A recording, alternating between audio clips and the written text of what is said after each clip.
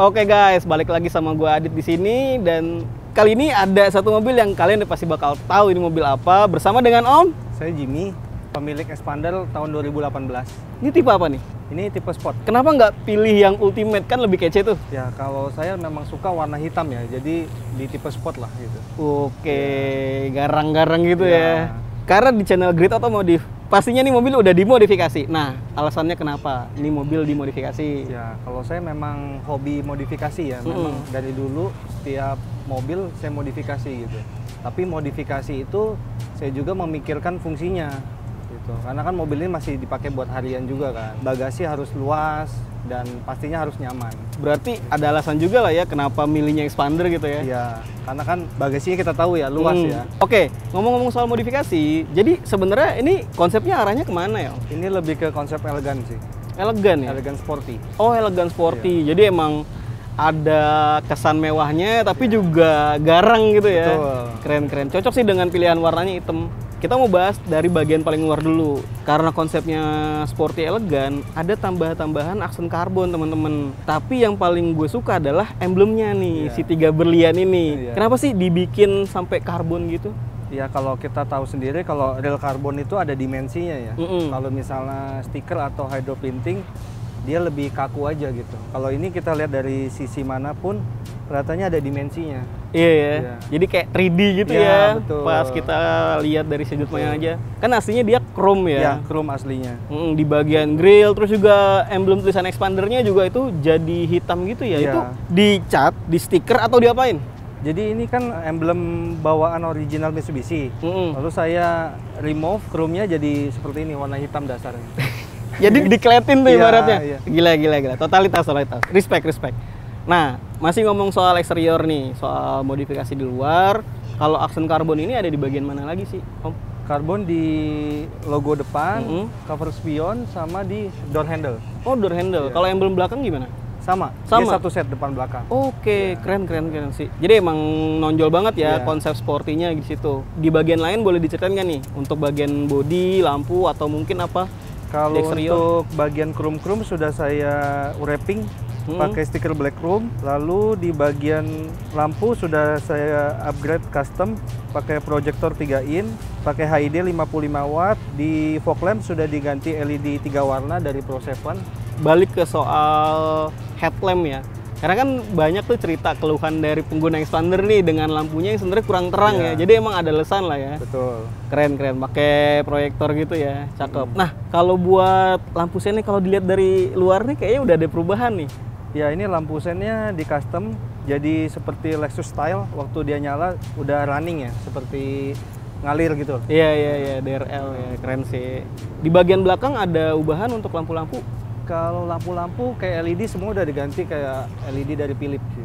Jadi emang kalau dari konsep ya ini keren sih. Jadi di LED chrome gitu, terus juga ada aksen karbonnya simple, tapi kalau orang awam lihat tuh nggak menonjol banget gitu kan. Nah, lanjut nih ke bagian kaki-kaki, Om. Kalau kaki-kaki ini kayaknya udah lebih pendek ya. Cuma dari setup bannya jadi kelihatan agak tebel gitu. Antara standar atau nggak standar tipis-tipis gitu kelihatannya. Nah, ini udah ada ubahan belum sih di kaki-kaki? Kalau kaki-kaki ini kan kebetulan sudah di-upgrade ya. Jadi kalau standarnya ring 16, ini udah diganti ring 18. Oke. Ini menggunakan velg face wheel FWV 76. Dia lebarnya 8, offsetnya 42. Terus dibalut dengan ban Continental MC6 225 50-18. Dengar-dengar peleknya baru ganti juga ya?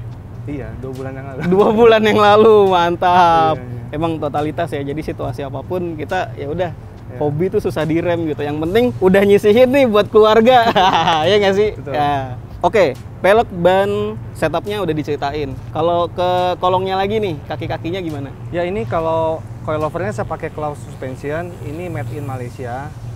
Kenapa dia beda daripada yang lain? Karena dia memang di-develop langsung dari teknisi Malaysia untuk ke Indonesia. Jadi menyesuaikan kontur jalanan dan selera lah untuk daily use seperti apa gitu. Oke, jadi dia research langsung nih ke Expander dan gimana sih karakteristik penggunanya sama jalanannya di sini gitu kan. Betul. Sesuai tuh dengan ekspektasinya. Sesuai, dan kemarin juga kebetulan teknisinya langsung yang setel di mobil ini. Oke, gitu. jadi intermezzo aja teman-teman ya. Waktu masih ngukur-ngukur nih teknisinya, waktu itu gua lihat nih dia ngukur-ngukur. Dan waktu itu udah di permaisuri ban, teman-teman. Oke, kaki-kaki udah ada tambahan lagi? Kalau kaki-kaki mungkin penambahan kayak strut bar ya, strut bar ultra racing di bagian depan dan di bagian belakang. Itu untuk menambah biar rigid lah ya, rigid suspensinya gitu.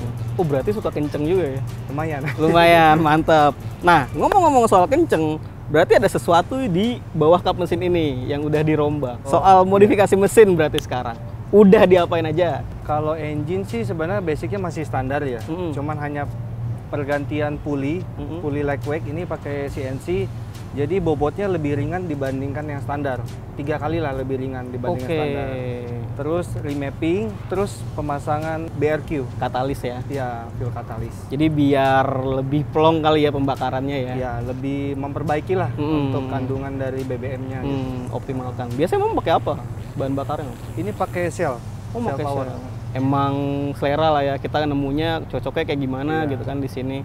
Kalau di setup exhaust systemnya udah ada diubah? Ini masih standar. Masih standar? Ya, standar. Oh, jadi dia lebih kenceng, cuma lebih kalem, masih kalem gitu. Ya. Karena gini, Mas Adit, kalau saya kan memang penghobi audio ya.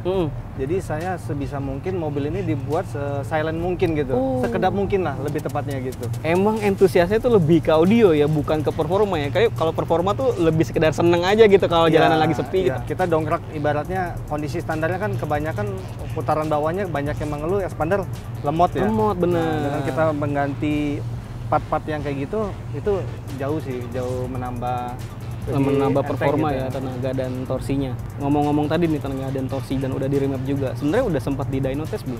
Ini sih belum sih. Belum ya. Lumayan lah paling nggak bertambah lah ya performanya. Iya.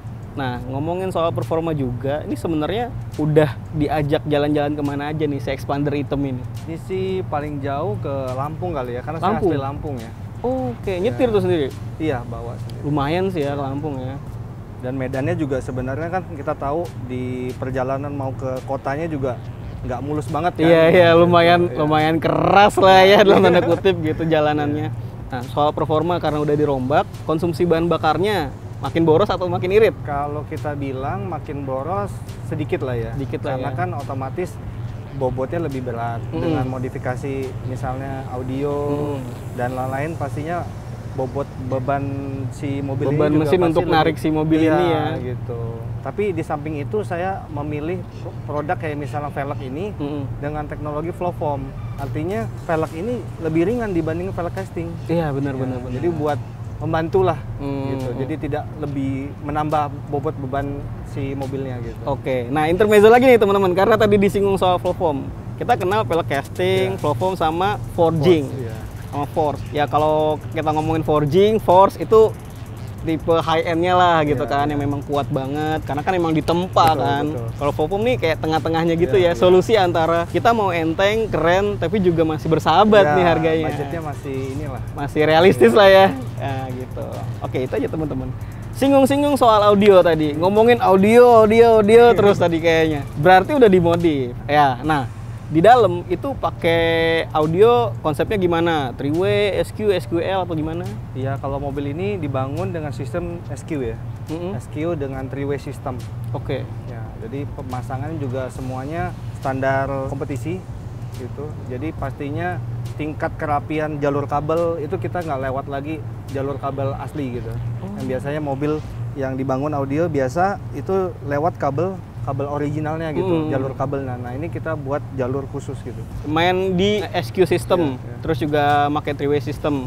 Berarti memang sebenarnya kontes apapun mobil ini keperluannya buat harian ya? Iya, sebenarnya. Jadi harian kalau kita misalnya mau coba ke kompetisi, kebetulan ini belum pernah. Ini baru jadi kurang lebih 4 bulan lah, masih baru sih itu. Jadi kita perlu namanya ya ibaratnya belum kita cobalah diturunin ke kompetisi gitu. Oh gitu, jadi secara langsung untuk ikut kompetisi itu belum, tapi memang dibangun jalur-jalur semuanya memang sudah dipersiapkan. Jadi tidak perlu bongkar-bongkar lagi lah gitu. Oh gitu.